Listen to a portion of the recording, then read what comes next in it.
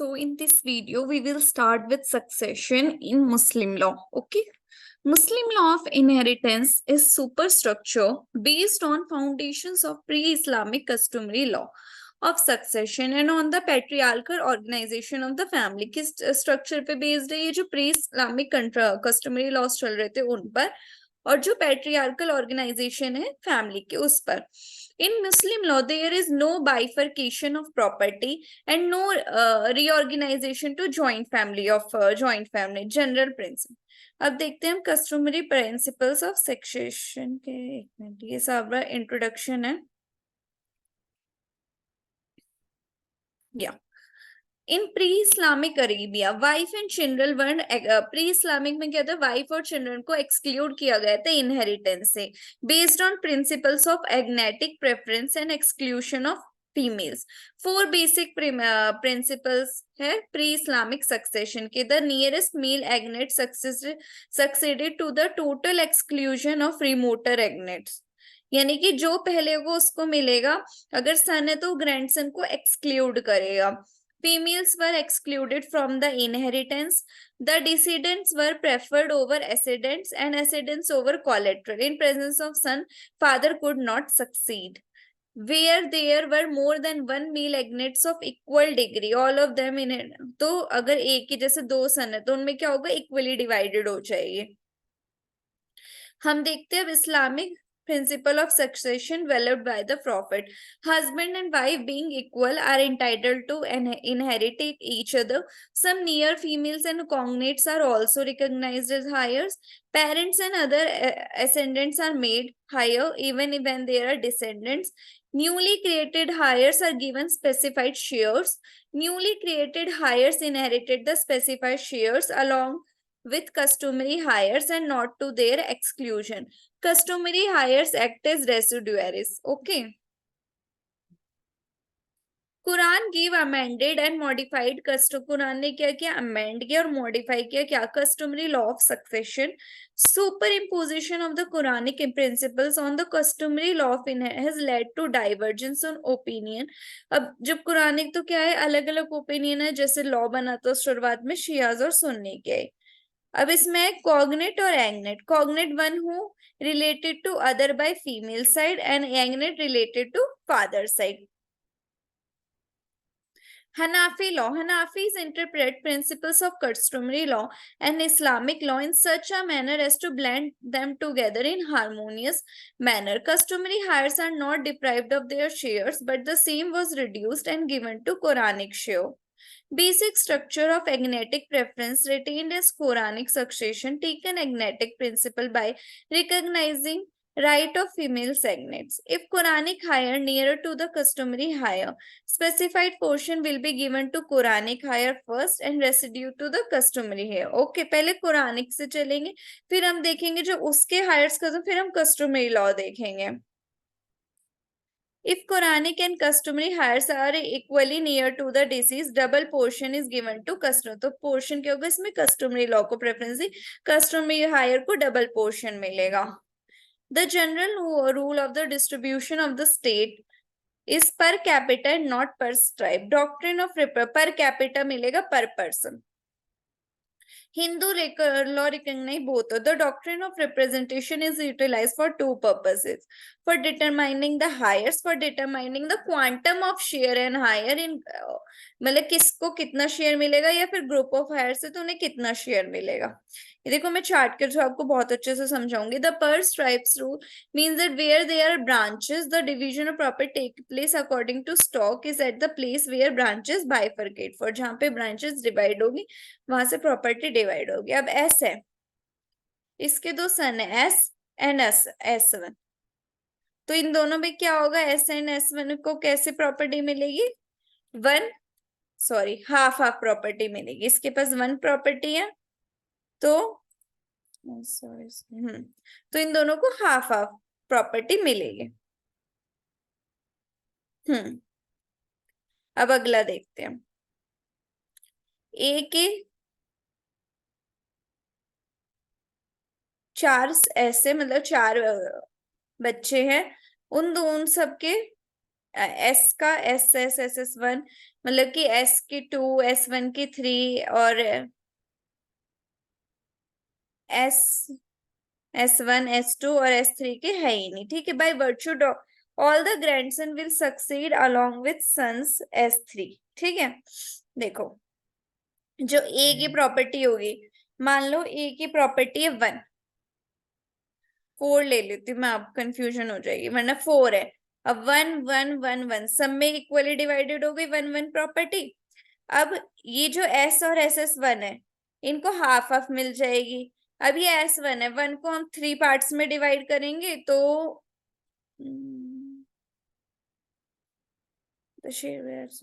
S1 S2 S3 and S4 gate 1/4 and वो उन्होंने अलग लिया, उन्होंने वो 1 ले लिया। अब ये 1 है, 1/4 1/4 1/4 इस तरीके से। ठीक है, तो इसी का डिवाइड होगा। ये मत सोचना आपकी इन सबको इक्वल प्रॉपर्टी मिलेगी। अब इसके पास बेशक इसके पास अपनी 1 प्रॉपर्टी है, वो उसी की है, उसको वो ही इज नॉट लाइबल कि उसके ज्यादा बच्चे हो तो वो उसको देगा।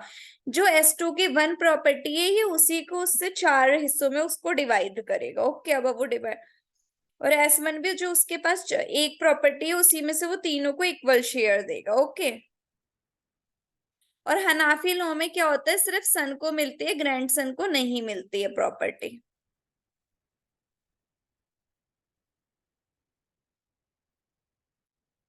अब इसमें हम क्या देगा, by virtue of doctrine of all the grandson with success along with the sons. ठीक है, Hanafi law, who are heir and what is the share, heir share spouses son, कौन कौन से हायर स्पाउस, हायर्स में कौन सा spouses son son son household however father and mother other mentioned below residuaries in the absence of share residuary the estate is passed to other relation called a distance or uterine hire. Thus under Hanafi law the heirs of a deceased Muslim male female fall under following the share residuary the system. Shares are 12 in numbers as below. 12 होते हैं ये। Relation by affixing of marriage, wife husband relation by blood. Okay, इसका पूरा chart है इतना, मैं आपको chart से समझाती हूँ। सी, अगर Muslim male dies leaving behind W son and daughter, so how will the property be divided? Property be divided with P and with S. अब देखो, अगर अब P की डेथ हो जाती है, P dies leaving behind daughters, पहले तो P को मिलेगी क्योंकि ये सक्सेशन चलता है। P के मरने के बाद S को मिलेगी C। P dies leaving behind daughter D sons daughter SD, son की भी डॉटर हो गई। सन्स डॉटर SSD, देखो sons daughter son daughter son ये डॉटर, और एक उनकी खुद की बेटी D।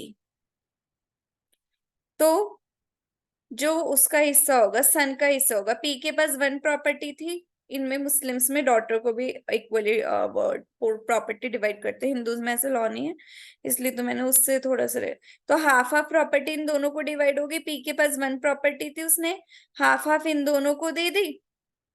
ठीक है, अब पी की डेथ हो गई तो पी की हाफ प्रॉपर्टी डॉटर के पास थी। अब जो सन है, ठीक है, जो सन की डॉटर है, 1/8 1/8 1/8, क्योंकि जो उसका हिस्सा होगा उसको वही मिलेगा। P dies leaving behind 2 daughters D।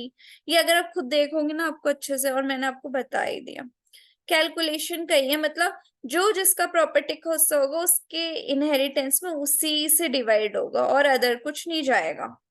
Okay, इसको आप खुद कैलकुलेट करोगे तो आपको अच्छे से आएगा, मैं आपको ऐसे समझाऊंगी तो you will not get that much. तो ये हमारा सक्सेशन हो गया। अब हम देखते हैं शिया का क्या लॉ है। The right to succession to the property on to नसा ब्लड रिलेशन स्पेशल स्पाउस, इसमें 2 तरीके से होता है। वही है, इसमें पेरेंट चिल्ड्रन ग्रैंड पेरेंट, सबसे पहले हस्बैंड वाइफ आते हैं। ओके, तो ये सारी कैलकुलेशन है, बहुत ही इजी है, ये नोट से आपको बहुत अच्छे से समझ आ जाएगी। अब हम चलते विल पे। विल क्या होती है, जब कोई बनाता अपनी वसीयत अपने मरने से पहले कि मेरे मरने के बाद मेरी प्रॉपर्टी ऐसे ऐसे डिवाइड हो। A Muslim may dispose of his entire property by gift. Gift से वो अपनी पूरी प्रॉपर्टी डिस्पोज कर सकता है inter vivos, but can make will of only 1/3 of his property. Gift वो अपनी सारी प्रॉपर्टी कर सकता है, लेकिन विल वो सिर्फ अपनी 1/3 ऑफ प्रॉपर्टी की बना सकता है. जो विल होती है मुस्लिम की, वो किससे गवर्न होती है? Will buy Muslim law. अब कैपेसिटी क्या होती है? कौन वे साउंड माइंड होना चाहिए, मेजर होना चाहिए as per the Indian majority act. A minor will can be ratify. अगर किसी माइनर की विल बने तो वो जब मेजर हो जाएगा तो वो रेटिफाई कर सकता है. But a will of unsound mind can't be ratified. अगर वो कभी सेन हो जाता है, आज अनसेन है, तो उसकी फिर विल रेटिफाई नहीं हो सकती है. ठीक है. Muslim authorities held that will made by some sane person become invalid if subsequently become insane. Sen person, sorry, अगर कोई सेन पर्सन विल बनाता है और वो बाद में अनसीन सेन हो जाता है तो उसकी विल क्या होगी? इनवैलिड हो जाएगी. Under Shia law, will made by a person to taken poison wounded himself to commit suicide is invalid, but if a person writes a will and then will is valid. A will made by a person under coercion, ये सब तो फिर invalid होगी. Will by pardanashin lady be carefully. इसको court देखेगा अच्छे से और ये प्रूफ करना पड़ेगा. अब हम फॉर्मेलिटीज देखते हैं विल की क्या होती है. Okay. It may be oral and written. Oral written दोनों हो सकती है. May not be signed by testative witness but the intention of the testator be clear. A letter written by a Muslim shortly before his death. एक letter ने लिखा अपने death से पहले. Containing direction for the disposition was accepted to constitute a valid will. ये valid होगी कोई मरने से पहले भी. उसकी इंटेंशन क्लियर होनी चाहिए. जरूरी नहीं है विटनेस के साइन टेस्टेटर के हो या ओरल रिटन हो. No form of declaration for oral but it's tough to establish. क्योंकि जब ओरल होती है तो उसको स्टैब्लिश करना बहुत मुश्किल है, क्योंकि सब उठ के आ जाते हैं हमें कहा था, हमें कहा था. Under Muslim law will may be made by gesture provided if his mean. अगर कोई मरे और वो एकदम गेस्चर से ऐसे इशारा कर दे तो फिर वो भी माना जाएगा, अगर उससे उसका कुछ कॉन्ट्रारी नहीं है तो. अब हम देखते हैं इसमें subject matter of a will. Property में be corporeal, incorporeal, movable, immovable, corporeal, incorporeal, movable, immovable, सारी प्रॉपर्टी का विल बन सकता है. वो उस टाइम पे प्रॉपर्टी होनी चाहिए जब टेस्टर उसकी डेथ हो रही है. ये जरूरी नहीं कि जब वो विल लिखा है जब वो उसके पास आ रहा है तो उसका लगा सकता है. अब देखते हैं बी क्विथेबल 1/3 मीन्स कि सिर्फ 1/3 दे सकता है. इसका क्या मतलब है? Means 1/3 of the estate of a tester as it left after the payments of his. मतलब कि जो 1/3 है, 1/3 में से उसको जो फनरल एक्सम्पशन डेब्ट्स और वो अदर चार्जेस वो सब कट होगा. Except is all school had more than big. और खाली इश्न अंसारी स्कूल 1/3 ऑफ प्रॉपर्टी से ज्यादा की विल मानता है वैलिड. बाकी और भी और कोई स्कूल नहीं मानता.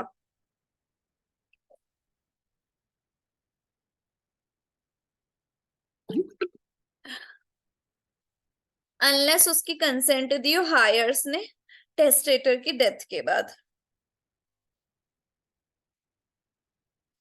Ishna Ashari holden consent can be given during life time of testator. Under a valid custom Muslim be allowed to dispose of his entire property. कोई वैलिड कस्टम हो तो मुस्लिम अपनी पूरी प्रॉपर्टी डिस्पोज ऑफ कर सकता है by will. If testator no heirs he may dispose of his entire property by will. कोई इसके हायर नहीं तो सारी प्रॉपर्टी विल के थ्रू वो डिस्पोज कर सकता है और स्टेट उसमें इंटरफेयर नहीं करेगा. Consent of heirs validate will for more than 1/3. अगर वो कंसेंट दे रहे तो 1/3 से भी ज्यादा की विल बन सकती है, क्योंकि ये रूल हायर्स के बेनिफिट के लिए बनवाए. And if they want to forgo the, और वो अपना बेनिफिट अगर छोड़ना चाहते हैं तो वो छोड़ सकते हैं. अब हम इसका एग्जांपल देते हैं. Property bequeaths his entire property in favor of X. A stranger will attested by P's two sons. P ने अपनी प्रॉपर्टी bequeath कर दी एक X के, और उसमें उसके दोनों सन ने कंसेंट करी पी के A and B who are the only heirs after X enters into position and recovers rent with full knowledge of A this facts are sufficient to indicate the implied consent not part of A and B consent once given can't be resign बाद में ये नहीं कह सकते कि मैं अपनी consent वापस ले रहा हूँ एक बार आपने कंसेंट दे दी तो फिर वो वैलिड ही होगी where a testator dies leaving behind only wife husband and sole heir and no blood relation, then if test is a female, she can bequeath 2/3. If test he can bequeath 5/6 remaining goes to state by state. If a Muslim married registered under special he is govern by फिर वो ISS से regulate होगा अगर वो special marriage act में उन्होंने अपनी शादी रजिस्टर कराई है और फिर वो अपनी सारी प्रॉपर्टी विल के थ्रू डिस्पोज कर सकते बिक्विथ कर सकते बिक्विथ इन फ्यूचर एंड कॉन्टिजेंट बिक्विथ ये वॉइड होते कि अगर ऐसा होगा तो ये प्रॉपर्टीज को मिलेगी वॉइड होते और फ्यूचर की भी की पोता होगा पोती होगी दैट इज नॉट सर्टेन ना bequest for pious purpose can be made, hence a work can be created by way of will called as testimony work. Statement of legacies. When a testator bequeaths in violation of and hires refuses to give consent, the bequests under Hanafi law abate ratably. A dies leaving behind a will under which he directs ₹100 to be paid to his relatives. ₹100 to fakirs and ₹40 for expiration of prayer. He leaves behind state worth ₹216. The total amount of legacies come of ₹240, while bequeathable 1/3 is only 72. Hence, legacies must abate in proportion to तो उसको क्या करेंगे उसी ratio में फिर divide करेंगे क्योंकि अगर कोई ऐसी विल बना के भी चला जाता तो 1/3 बिना 1/3 से ज्यादा बिना कंसेंट के नहीं बना सकता तो जो भी उसने किया होगा उसको उसी रेशियो में डिवाइड कर देंगे 1/3 के 1/3 okay Under Shia law, bequest of prior date takes priority over those of later days, unless the later bequest was intended to revoke. कोई मतलब वही विल पहले बना के तुम कर सकते हो रिवोक दोबारा बना सकते और जो बाद की डेट के उसको माना जाएगा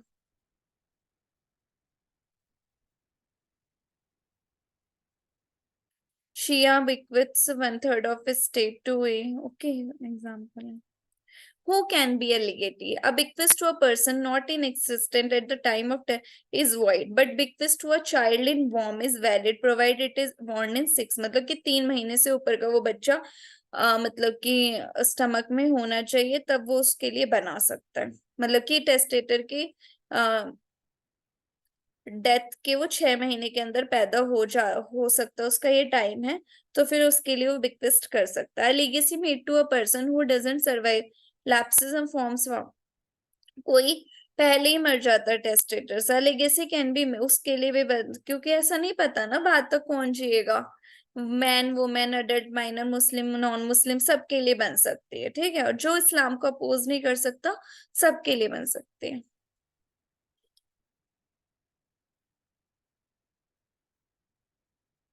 ये वही है 1/3 वाला कंसेंट ओके विल की कंस्ट्रक्शन किस पे बेस्ड होती है rules of construction as per Muslim law language used by testator surrounding circumstances of revocation may revoke will any part of it and at any time either expressly by or implication कभी भी वो will को revoke कर सकते हैं testator can make any additions to his will revocation is possible in following two ways में revocation possible होता है express revocation by airing it off burning if testator makes a bequest of some property to a person by subsequent will he bequest same to another first bequest is reward जो दूसरी होगी वही हमेशा मानी जाएगी first वो implied ही revoked हो जाएगी but the bequest to one person portion the will and to another will that doesn't revoke और मान लो वो दूसरी will में क्या करता है अभी उसने 1/3 में से ही प्रॉपर्टी का एक शेयर बिक्विथ किया लेकिन उसका 1/3 बचा है अब उसने ए शेयर प्रॉपर्टी का मान लो ABC 3 शेयर है अब उसने दूसरी विल में क्या किया है प्रॉपर्टी का B शेयर बिक्विथ किया तो जो पहली वाली विल थी वो रिवोक नहीं होगी अगर वो दूसरी विल में प्रॉपर्टी का A शेयर ही बिक्विथ करता तब पहली वाली वो हो जाती रिवोक हो जाती बट उसने दूसरा शेयर किया तो पहली वाली will stand still okay implied revocation and act inconsistent with bequest will go to वो bequest of land stands on construction of, मतलब कि वही अब हो ही नहीं सकती वो चीज की लैंड तुमने तो प्लॉट दिया तो उस पे कंस्ट्रक्शन हो गई है। ओके तो फिर विल खुद ब खुद रिवोक हो जाएगी क्योंकि अब 1/3 कर सकते, बिल्डिंग कंस्ट्रक्ट होने से क्या हो गया, उसकी वैल्यू बढ़ गई। अब हम इसके बात करेंगे प्रीएम्पशन। ओके